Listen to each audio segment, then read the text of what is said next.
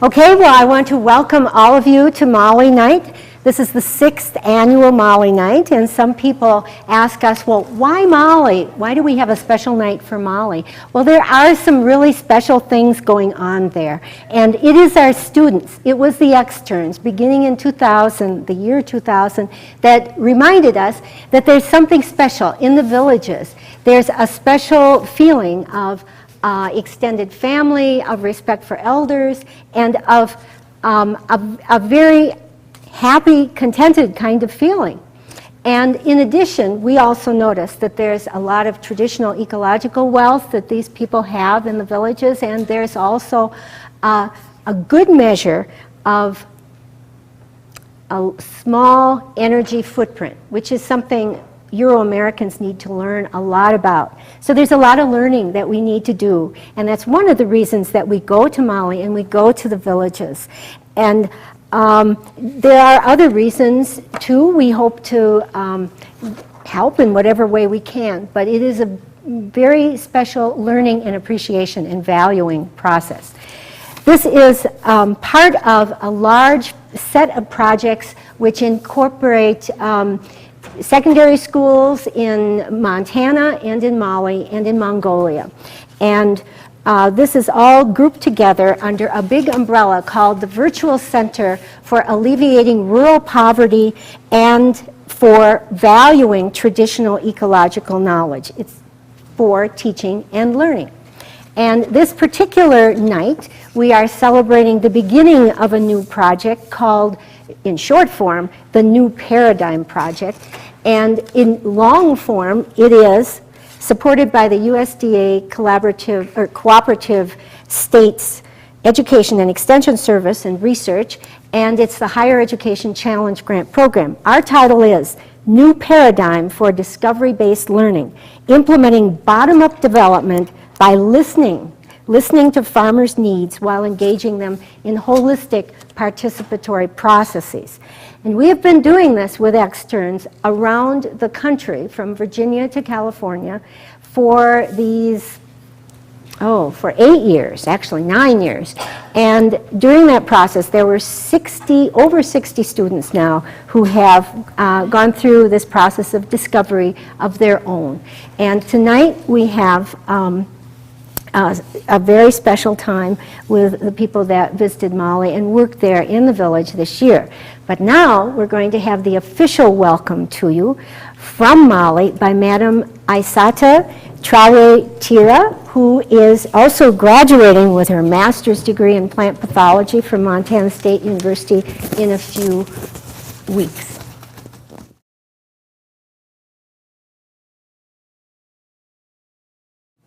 Today I can say that I'm very honored to be the one to welcome you to the 6th Mali Night.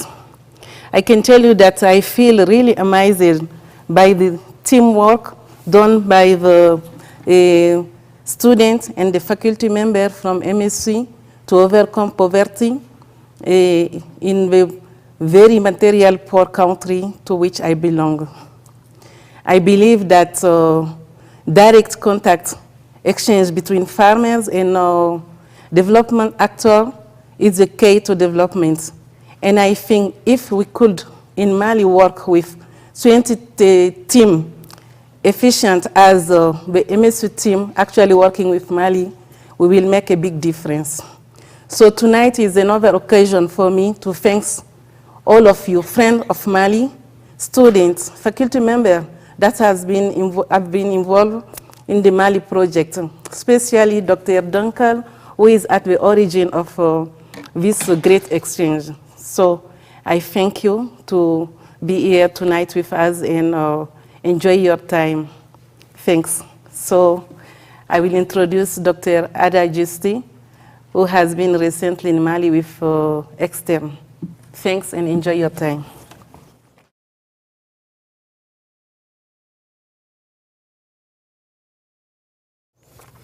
My name is Dr. AGiusti, and I'm a French professor at Montana State University. It is my job tonight to introduce the students who traveled to Mali and implemented some very interesting projects. I thought that before introducing the students, I could briefly talk to you about Mali, since perhaps some of you in the room have never traveled there or don't know much about it. Mali is a beautiful country situated in West Africa. It's a large country, about twice the size of Texas. It is landlocked and surrounded by 7 other countries. 65% of Mali's land area is either desert or semi-desert. There are about 12 million people living in Mali. Their average life expectancy is just under 50 years old, which is pretty low. About 10% of the population is nomadic, and 80% of the labor force is engaged in either farming, mostly farming actually, and fishing. The fishing takes place in the Niger River since, as I noted, there's no ocean around the country. Mali is an economically poor country. In the rural areas, 70% of the population lives below the poverty line, and most of the population lives in rural areas. Mali is very rich in culture and traditions. There are about 30 different languages spoken in the country. 13 of these languages are recognized as national languages, and French is the official administrative language. The many ethnic groups that live in Mali have been living and inhabiting the land peacefully for many centuries, and they continue to do so today, which is a good lesson for many other countries in the world.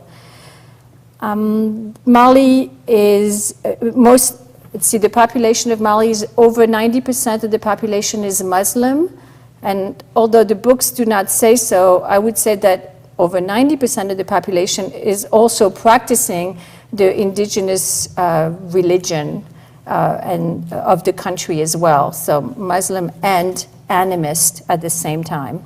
And 1% of the population is Christian. There are no religious problems in the country. People live peacefully with their religion. The 4 MSU students who will speak today have learned a lot about Mali before going to the country. The students have taken a seminar on Malian culture and literature. They're still taking that course right now. The seminar was taught in French. I designed the course with keeping in mind that I wanted the students to read Malian culture, Malian novels written by Malians and not written by foreigners that were portraying the country. I was really trying to introduce to them the voice of Mali. The students have also been taking a course with Dr. Dunkel about poverty, health, and agriculture, and that course focuses a lot on Africa, and Dr. Aite's book is taught in that course. That is one of the many reasons why he's been invited to speak this evening. The project that the students undertook while they traveled to Mali, first of all, we just returned. We all went there together in March 2008, and we traveled there during the spring break. The work was done in a small village called Senambale. Senambale is about 60 kilometers from Bamako, which is the capital. And the work that they undertook was inspired by the villagers themselves.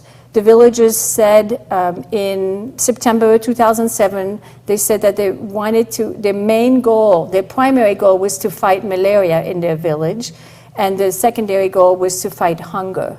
So it was based on that knowledge, that them expressing these goals, that the students designed their own projects. The first speaker this evening is Eva Menz. She is a French and biomed student, and the title of her presentation is Laboratory Confirmation of Effects of Traditional Medicine on Malaria Pathogens. I'd like to note that students don't have very much time to talk about their projects. They will briefly give you an outline. If there's a little bit of time, they will later be able to answer questions. But if there is no time for questions right now, the students will have their booths out there, and they'll be there to answer all your questions.